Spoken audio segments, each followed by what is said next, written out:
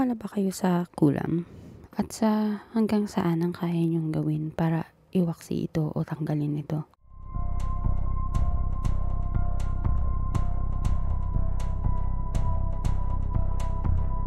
Hi!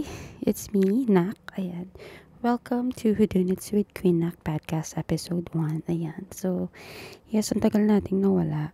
And I'm so sorry. Napahinga lang ang lola niyo. Napagod. But, eto, bumabalik po tayo, and aside sa YouTube, tayo, papakinggan nyo din po ako ngayon sa Spotify and sa Apple Podcast. Hanapin nyo lang yung Whodunits with Queen Nak or Queen Nak para mas madali. QUEENKNACK, wala pong space. And, ayun na nga. Sa mga Mars, eto na nga. Since ang tagal nating nawala, madami tayong idadagdag sa channel natin, which is kwento, chikahan, ayan. So, magkakwento tayo about sa Filipino true crime stories, urban legends, unsolved mysteries, tarot reading of course, para sa inyo may tarot reading pa rin po tayo monthly. And,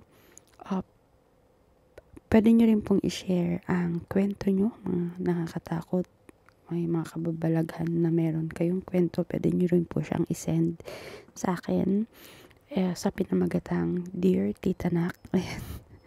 Well, actually, sa description po, meron akong Google form doon na pwede nyong sagutan kung gusto nyong mag-share ng kwento. Hanapin nyo lang yung Dear Tita Nak, tapos may form po doon, lagay nyo lang yung mga details and yung kwento nyo, and if kung gusto nyong mabanggit yung pangalan nyo sa social media accounts nyo, pwede nyo pong ilagay dun sa form. Ayan. So,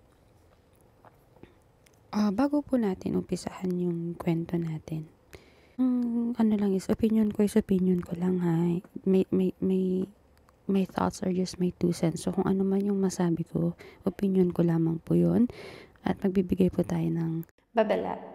Ang mga anekdota, visual o pagpapaliwanag ay maaaring magdulot ng takot, kaya magpatuloy lamang ng may pag-iingat. Isang bayan ng natakot. 57 tao ang namatay para lang iwaksi ang isang sumpa. At ito ang kwento ni Padre Juan Severino Malyari. Anyways, ang serial killer po is sa mga bago sa mga ganitong kwento. Ang serial killer kasi is isa siyang tao na kumitil ng higit sa tatlong buhay. So, tatlong tao na tumatagal. Hindi lang siya na-stop sa 1 month. So, parang ito is yung pagkuha niya ng buhay ng tao, ng tatlong tao within a long period of time na hindi bababa ng 1 month. So, dire-diretso to. So, mahabang panahon niyang gagawin to. So, pang 2 months and above, ganyan. And, super haba. So, yun lang naman yung, para lang sa mga hindi nakakaalam. Well, actually, isa rin sa iba dito sa kwento ni Padre Malyari is, nung panahon na to, hindi pa na-imbento yung word na serial killer. So, hindi pa, parang kailan lang na-imbento yung word na yun, parang 1990s na, mga ganyan, 80s, mga ganyan. Basta nasa 1900s na.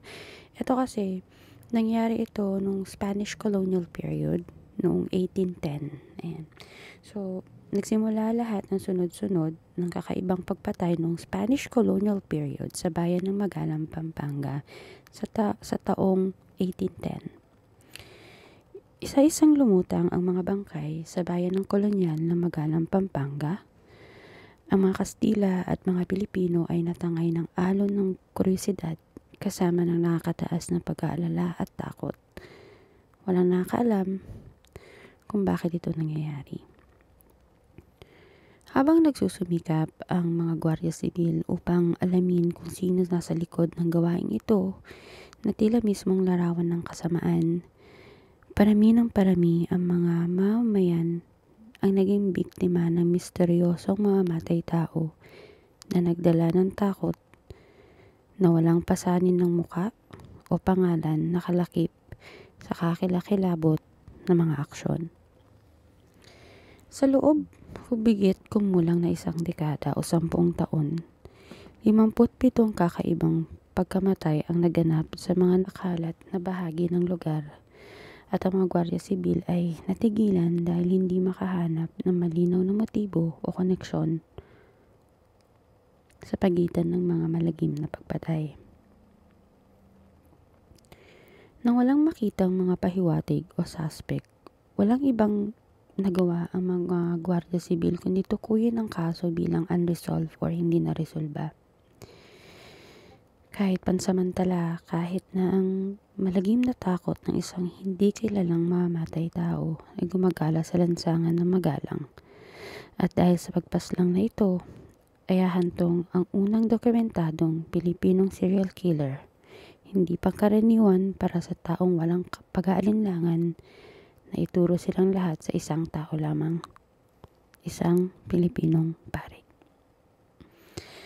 Walang documents or walang mga dokumento na naglalahad kung kailan at kailan pinanganak si Padre Malyari, pero ayon sa isang mananalaysay at psychiatrist na si Dr. Luciano Santiago, si Padre Malyari ay pinanganak sa Macabebe, Pampanga at nakapag-aral at nakapagtapos siya ng theology sa Universidad ng Santo Tomas or UST noong 1809.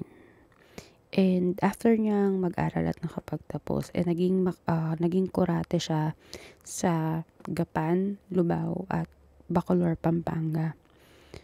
Sa mga hindi nakakaalam, kurate is yung assistant ng kura paroko. Kung gagamitin natin yung characters ni Jose Rizal, si Padre Damaso is kura, si Padre Salvi is kurate. Parang si pinaka-priest si Padre Damaso, diba?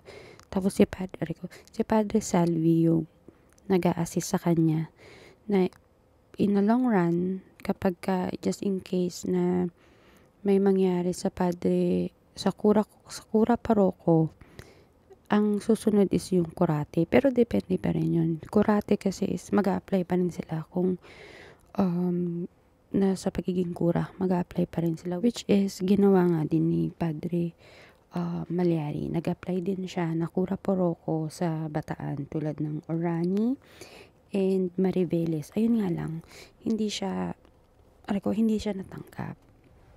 Ayan, pero nung bumalik siya ng Magalang, Pampanga, nag-apply siya, naging kura din siya doon mga 10 years, isang dekada siyang naging kura. And ito is nung taong 1816 at to 1826, so 10 years. And sa panahong ito, within that 10 years, dun sa between 1816 to 1826, nagkasakit yung nanay ni Padre Malyari, na nung nagkasakit yung nanay niya, dito na rin naniwala si Padre na kinulam nga daw yung nanay niya. Parang pare, maniniwala sa kulam, parang hindi naman yata yun, diba? Parang hindi siya match. Well, actually, bukod sa theology, si Padre Malyari rin kasi is nag-aral ng folklore, which is, ibig sabihin, naniniwala siya sa mga kulam, mga kulto, mga supernatural, mga supernatural events, mga ganyan. So, naniniwala si Padre doon. And of course, etong panahon na to, ang hobby niya is calligraphy or calligrapia. So, isa siya sa mga kilalang pare na nag-aaral ng calligraphy. So, nung nagkasakit yung mother ni Padre Malyari, sabi ni Dr. Santiago, yung psychiatrist,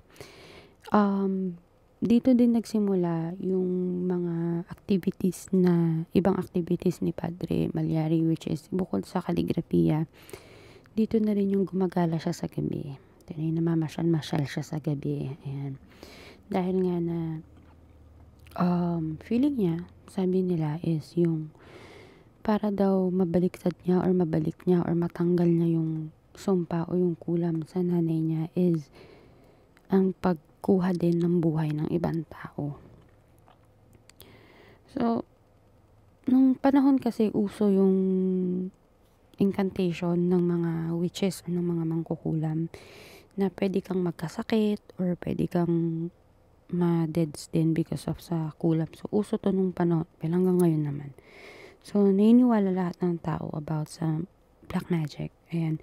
Na normally, ang pinaniniwalaan nila noon is, kunyari may incantation, mag-incantation yung mangkukulam or yung witch, na kasama yung manika na gawa sa wax, na anuhin nila ng, or tutusok-tusokin ng karayom, needles. So, yun yung nasa isip ng mga tao noon. Na which is hanggang ngayon, yun pa rin yung nasa isip natin. Manika and karayom. So, same nung panahon na ito ngayon, nagkasakit yung mother ni Padre Malyari. Inisip niya na nakulam siya, na nakulam yung nanay niya, and yung pinaka way lang para maibalik or matanggal yung sumpa at maibalik dun sa mangkukulam is killing people. So, pumatay siya ng mga tao. So, parang sa within 10 years, may makikita na lang silang body somewhere. May makikita silang katawan kung saan-saan. And, ang sabi nga nila, at nasa isip din daw kasi ni Padre na yung mission niya in life. 'Di ba? Kasi hindi din nasabi kung ano yung sakit ng mother niya eh. Hindi rin nakwento. So, parang ang nasa isip lang ni Father Malyari is yung pinaka-mission daw niya sa buhay, kaya daw siguro siya naging pare.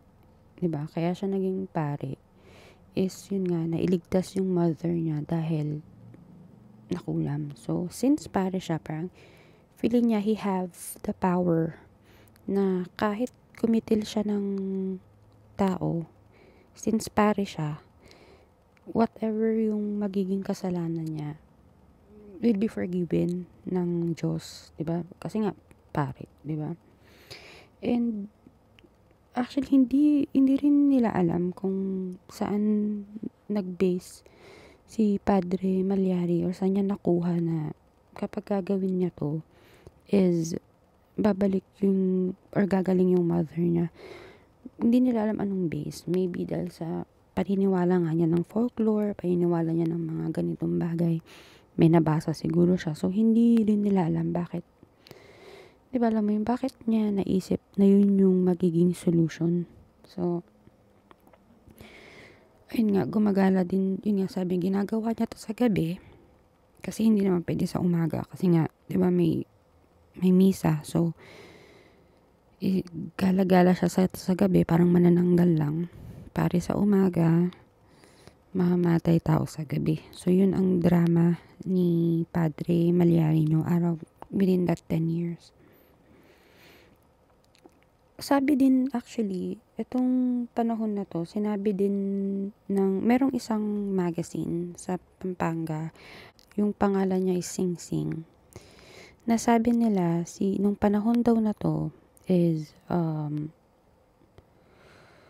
nagkaroon daw ng sakit or tinamaan daw si Padre Malyari ng, ano ba yun? Ng matinding psychosis. So, yun yung word, dinapuan ng matinding psychosis. Pero, di ba, nung panahon, hindi naman natin iniisip na hindi uso yung mentally unstable siya. Kasi, kapag mga ganitong klase ng weirdness dati, iniisip natin na baka something supernatural lang. Hindi siya sakit sa pag-iisip kasi hindi pa naman tayo ganun ka nung 1800s yung alam natin yung mga ganyang bagay, hindi pa alam ng mga tao. So yung psychosis na nangyari sa kanya, iniisip lang ng tao na supernatural lang. And eto nga, nung 1826 nagkasakit si Padre Malyari. So, nung nagkasakit siya, yung mga namamatay, nawawala, parang biglang tumigil. Pero yung mga tao, syempre iniisip nila na baka nagpapahinga lang, hindi natin alam. Biglang natigil yung mga nakikita nila na bigla-bigla na lang may lumulutang na bangkay kung saan-saan. So, natigil yun. So, nagkasakit siya. At the same time, di ba, nagkasakit nga siya. 1826. Ayan. So, nung nagkasakit si Padre Malyari, syempre, pag may sakit yung mga tao, ano mang gagawin mo, di ba, dadalawin mo. So, yung mga kaparokyano niya, dinalaw ngayon si Padre Malyari. So, habang inaasikaso siya, dinadalaw siya, may isang kwarto. May isang kwarto dun sa bahay ni Padre Malyari. Nung buksan nila, ang daming gamit. Sabi, ba't ang daming gamit dito na nakatambak?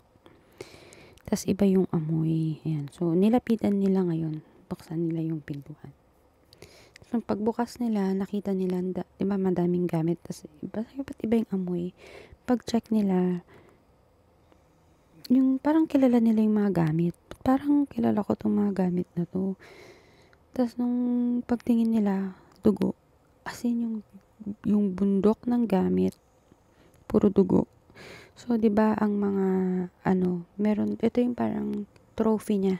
So, kada meron siyang kinukuhang buhay, meron siyang kinukuhang gamit from them. So, ito yung trophy niya. Siguro pambilang niya kung ilan na yung nabiktima niya, kung ilan na yung ginawa niya ng kung ano-ano andun sa kwarto na yun. At ayun na nga.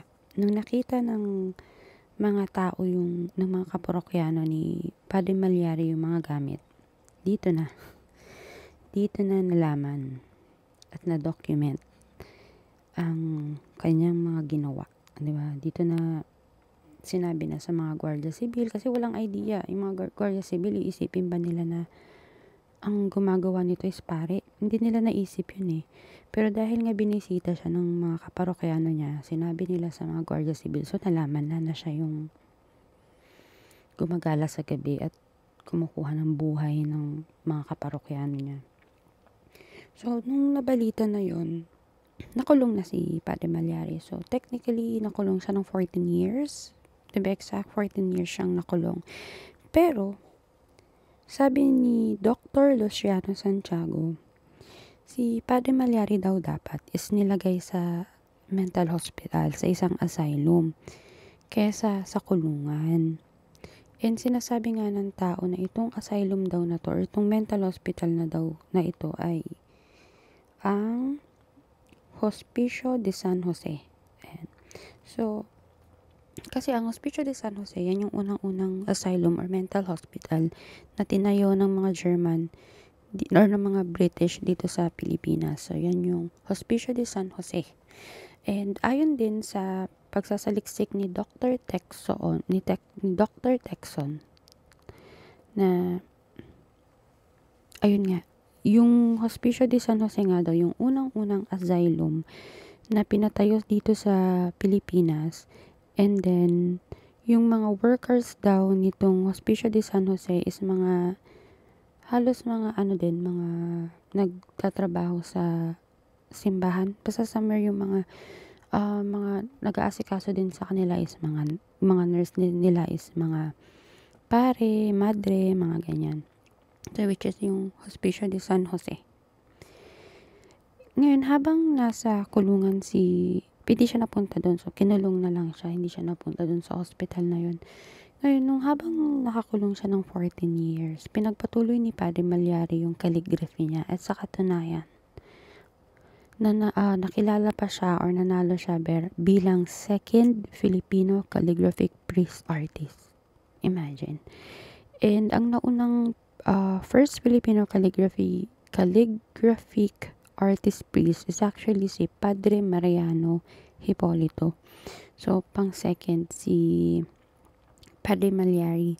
And if naalala nyo yung nagpa-publish ng magazine before, yung Sing Sing, sabi nga nila si Padre Malyari daw is yung talento niya is napakaganda and yung mga drawings niya is napaka-holy din. Kasi imagine, yung mga drawings niya is maliliit na anghel, mga cherubs, kasi mga baby angels, yun yung madalas niyang i-drawing na nasa ulap, nasa vines ng flowers, may cherubs doon. And then, yung mga cherubs, may mga ulap din na nakapatong sila sa ulap. So, nagtataka sila na, bakit yung ganitong parang ang bait, ang banal na tao, paano niya nagawa yun? Well, sabi nga, din nila is, baka daw yung pagkitil niya ng buhay is, kino-consider din niyang art, sining. Diba? So, isa siyang artist, isa siyang mahilig sa art. So, baka nga, hindi dahil may sakit siya sa pag-iisip, but, ayun nga, bilang art, ginagawa niya yun, or ginawa niya yun bilang isang sining or isang art. So, habang nasa kulungan si Padre Malyari, hati yung opinion ng mga tao. Sabi ng ibang tao, cold-blooded, walang puso, walang, walang, cold-blooded, palamig yung dugo or cold-blooded nga, mamatay tao. Ayan. Pero yung iba naman, inisip nila na may sakit lang siya, nalilito, at mapagmahal na anak. Kasi nga, ginawa lang daw, kasi yun yung reasoning niya, ginawa lang niya yun dahil sa nanay niya. So, super love lang daw niya yung nanay niya, kaya niya nagawa yun. Pero, ayun, noong 1840, siya ay na hinatulan ng Spanish government or Spanish colonial government ng garrote or hanging. So, 1840 na garrote na si Padre Malyari. And yun, doon nagtatapos ang kwento ni Padre. And also, fun fact lang, nagarote si Padre Malyari noong 1840. Tapos after 32 years, noong February 17, 1872, sumunod naman na nagarote ang Gumburza. So, nauna siya before Gumburza. Ganun nakatagal yung kwento niya. Imagine, gano'n siya katagal. Ngayon, meron 2 proyekto na ginagawa sa buhay ni Padre Malyari. Yung una is pagbibidahan ni Dennis Trillo, which is Severino. Isa siyang international TV series. And 2024 daw yun eh. Tapos yung isa, ang sabi-sabi is ngayong December daw, baka isali siya sa Manila Film Fest, hindi ko sure. Ang unang sinabi nila is 2024 din siya, pero huling nakita ko, kasi nakita ko yung trailer, na December 2023 nga daw, which is si Papa P naman ang bida, si Piolo Pascual. And ang pamagat is Malyari. And may kita nyo na yung trailer sa YouTube. Nasa YouTube na yung trailer, nakita ko nitong October lang din. And yun, so kayo, sa tingin nyo, kung babalikan natin yung una kong tanong nung nag-start tayo, naniniwala ba kayo sa kulam? Kasi ako, yes, oo. Honestly, pero hanggang saan yung kaya ko? Hanggang dasal na. Hanggang dasal-dasal na lang ako, offer, ganyan siguro. Hindi ko naman kayang pumatay, no? Diyos ko po. Hindi ko kaya yon. Kayo ba? Sa tingin nyo, pwede nyong i-comment sa ating, i-comment nyo kung ano sa tingin nyo. And, dun sa huli, sa tingin nyo ba, may sakit lang talaga siya sa pag-iisip? Or, ginawa lang din niya yung mga ginawa niya because of art? Kasi, ako sa akin lang naman, to think na tinuloy pa rin niya yung calligraphy niya habang nasa kulungan siya. Para sa akin, deserve niya yung hatol sa kanya. Kasi, if I have, kunyari kung meron man akong sakit sa pag-iisip, siguro hindi na ako dediretso ng calligraphy, hindi ko na pag-aaralan ulit yung calligraphy, diba?